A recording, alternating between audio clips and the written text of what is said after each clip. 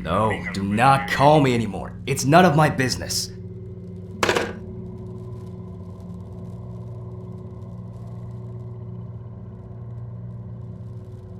How am I supposed to record a lecture for the students now? Feeling completely broken.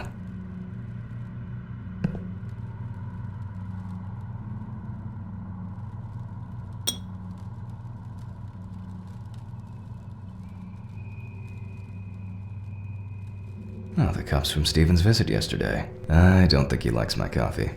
He barely took a sip.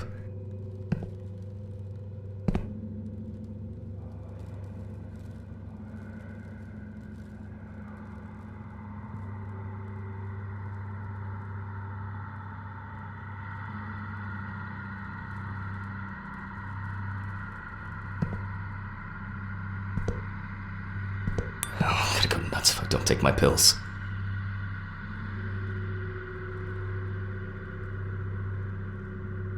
Medical school diploma. I'm glad it's hanging here, because I can barely remember that time anyway.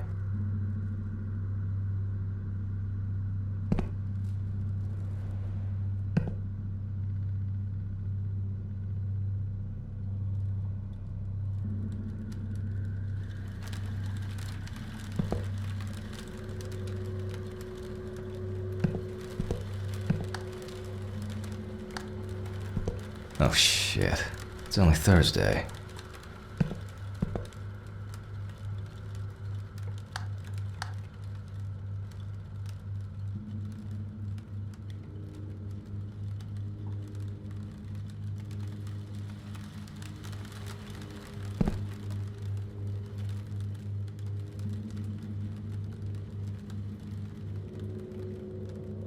I borrowed it from Steven.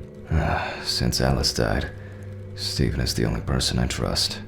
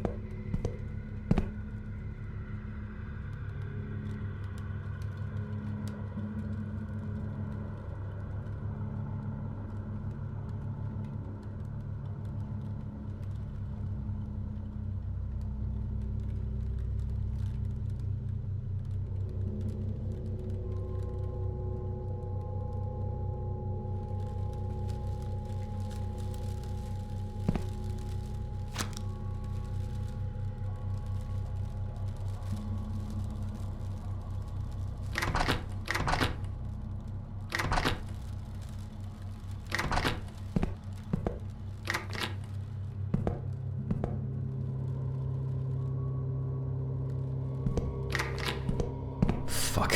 Where are my meds?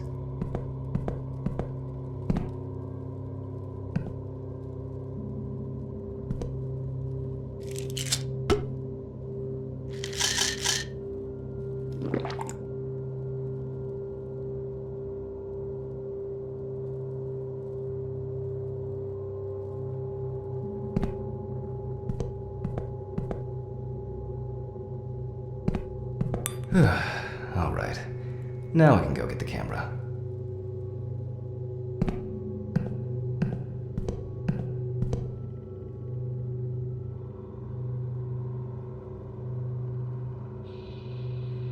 It's locked. It's locked. Oh, this place is starting to look like a garbage dump rather than a storage room.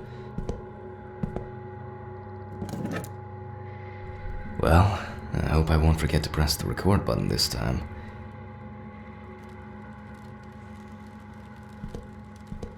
Let's move on straight to our deceased.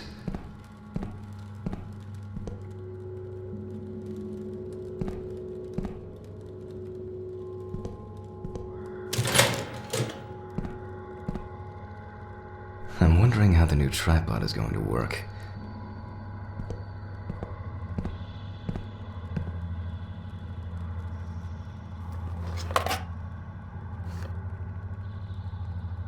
just frame it properly and... Oh, this should be fine. November 21st, 1991. Time, 8:43 p.m. Recording for medical students from the University of Missouri. The autopsy is conducted by Jack Hammond. Ladies and gentlemen, it is always worth having a look at the files before conducting the autopsy. That is where we can find all kinds of clues to what could have potentially happened to the deceased. Repairs.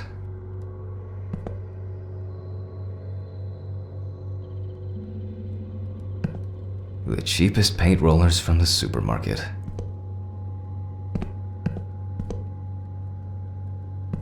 Those are propane and butane gas bottles.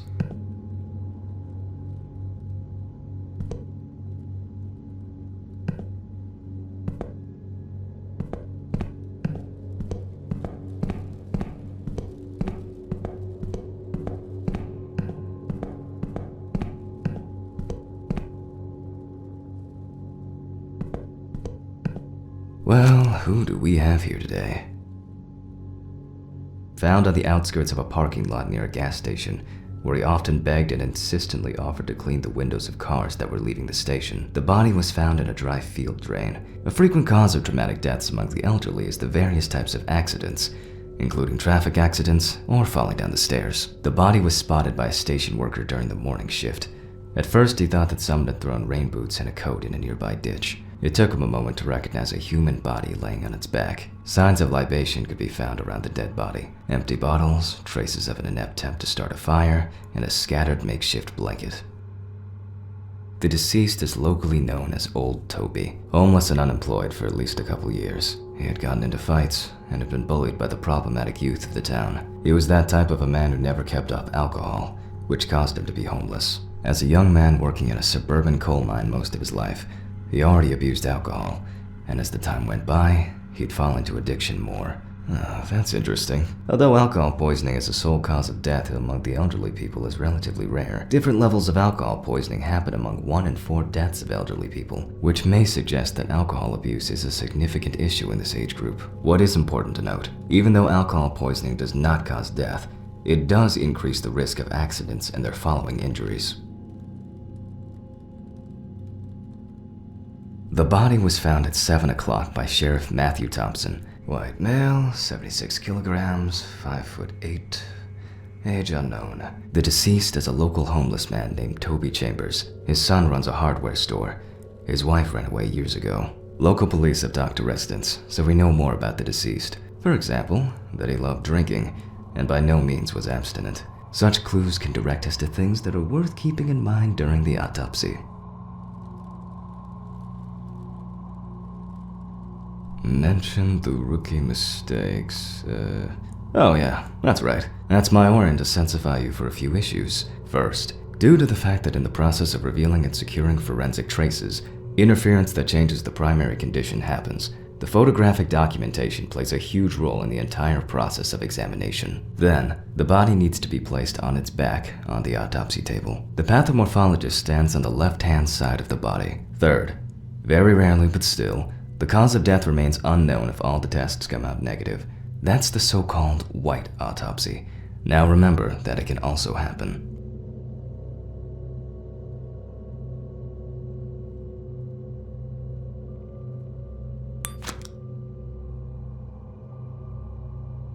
Oh, where are the damn gloves?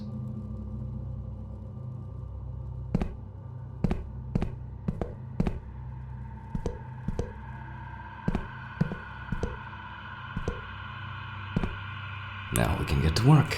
We're going to need the camera. It should be here somewhere. Oh, must have left it in one of the drawers.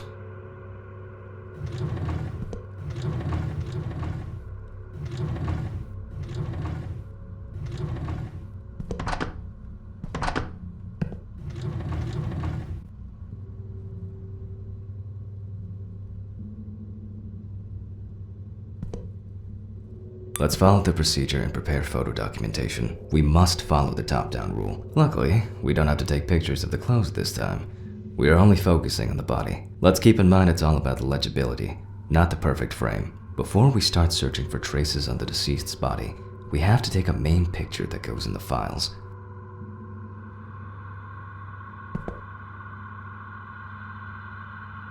Voila! Now we move on to the next step, trace search. We're going to need better zoom here. More, and that's perfect.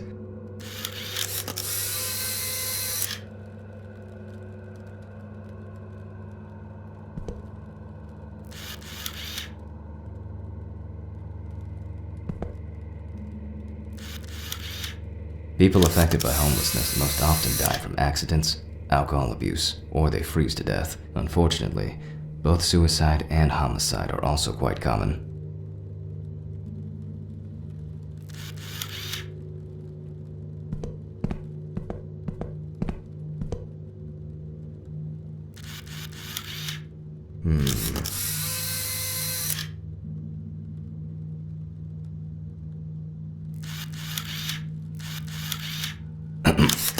Well, you don't have to stand close to be able to smell a strong odor of alcohol and other discharges. There's nothing left to say. Old Toby didn't spare himself. While taking the photos, some entries that could be potentially lethal caught my attention. Let's take a closer look using the magnifying glass.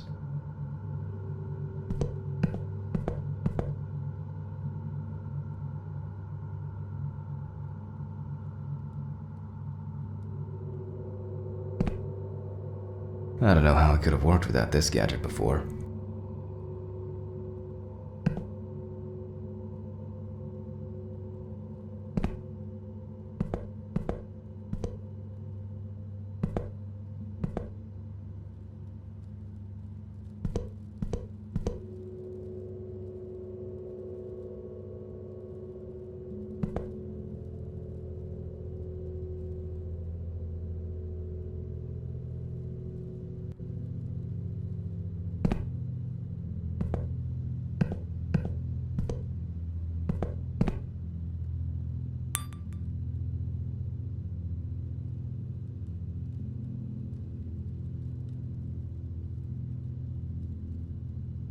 I don't need this tool now.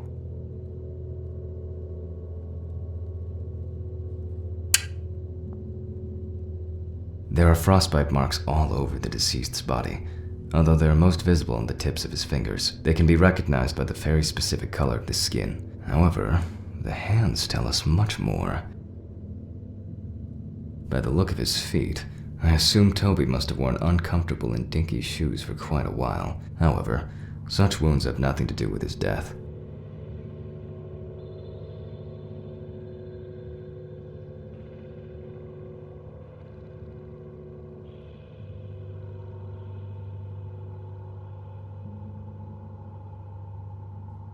An old wound that hadn't healed properly. It must have been some kind of burn or other injury. Nevertheless, it has nothing to do with the potential cause of death.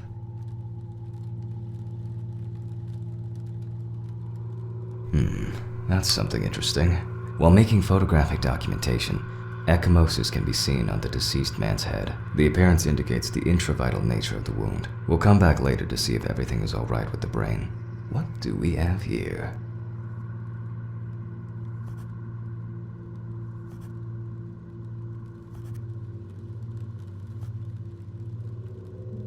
An old wound that hadn't healed properly. It must have been some kind of burn or other injury. Nevertheless, it has nothing to do with the potential cause of death.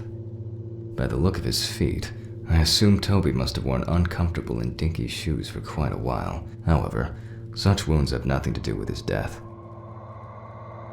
The condition of the head tells us it could have been a fatal accident. It could be freezing to death. Yeah. The odor can be the result of alcohol intoxication.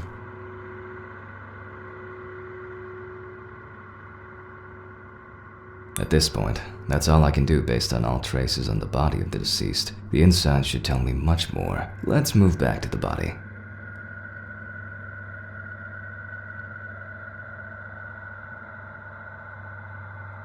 I don't need this tool now. I don't need this tool now.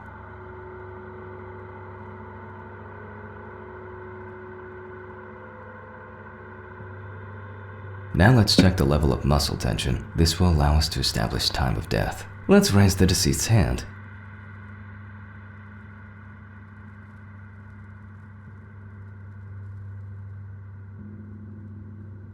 And then let go. The stronger the rigor mortis gets, the greater the resistance from the muscles will be. As you can see, the hand falls loose. The rigor mortis has already subsided. We can then assume that the time of death stated in the files is correct. Find that you have to set the right time and speed on both knobs before running the centrifuge. Our samples may break into pieces due to the centrifugal force if we set up the wrong coordinates. I myself am terrible with numbers because I suffer from dyscalculia, which is why I always keep the appropriate coordinates at hand.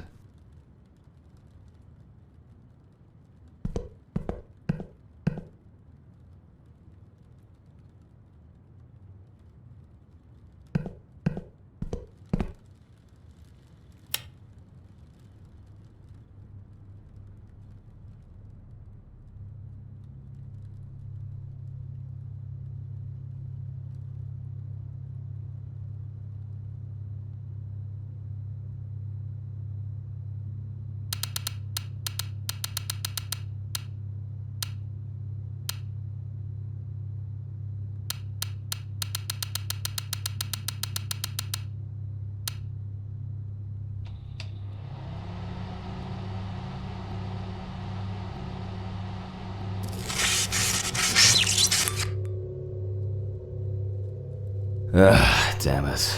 If something goes to shit, it's all the way. That's probably the blown fuses again. Hold up, I must have had a flashlight somewhere. I was hoping to clock out early today. What was that? Where did it go?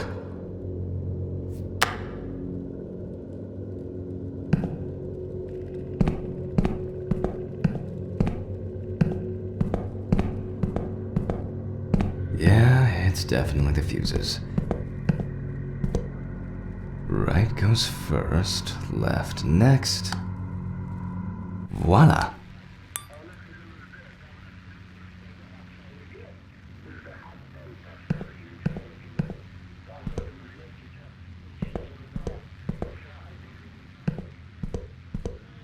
Where's that unbearable noise coming from?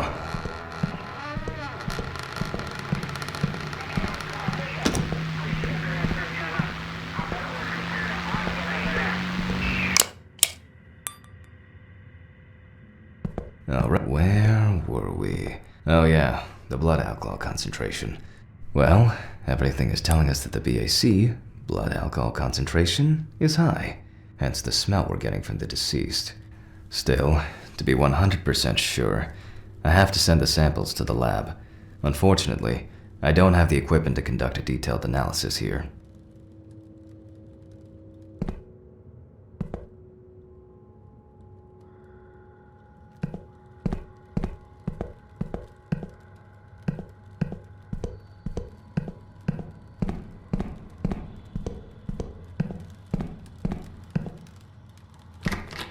That's strange. I'm pretty sure I closed the window.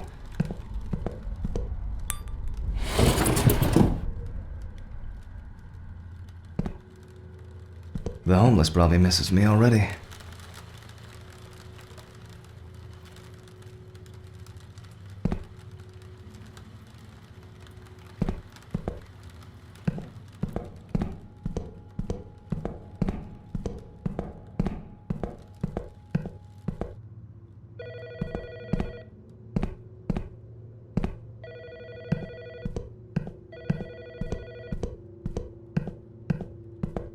I'm coming. This is Dr. Jack Hanman. Please leave a message. Good evening. How are you? How are you? How are you? What the f is that supposed to be? I'll finish the stitching and I'm getting the fuck out of here.